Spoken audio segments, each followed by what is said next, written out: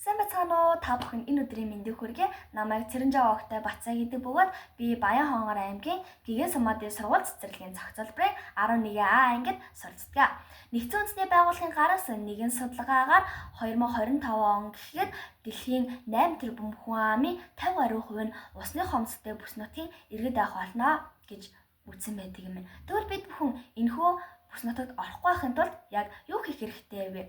Бидний хийдэг жижигхэн үйлдэл, бидний хийдэг жижигхэн дадал зуршил бидний ирээдүйд устай байх уу, эсвэл усгүй байх уу гэдгийг шийдэх юм. Харин миний хувьд ирээдүйд устай байхын тулд би юу хийдэг вэ гэвэл усанд орохдоо би байнд орохоос илүү шүршүрт орохыг илүү хөрмөлздэг. Яагаад гэх юм бол байнд орохдоо бид бүхэн 150-аас 200 литр усаар өөрсдөө угаадаг бол шүршүрт орохдоо 1 минутанд 12-аас 15 литр. Харин 10 минут орохдоо 120-аас 150 литр усаар өөрсдөө угаадаг юм. Тэгвэл энэ хоёрын хооронд нь харьцуулаад жижигхэн тооцоолол хийх юм бол бид бүхэн 30-аас 50 литр усыг хэд имийн асгаруулдаг гэсэн.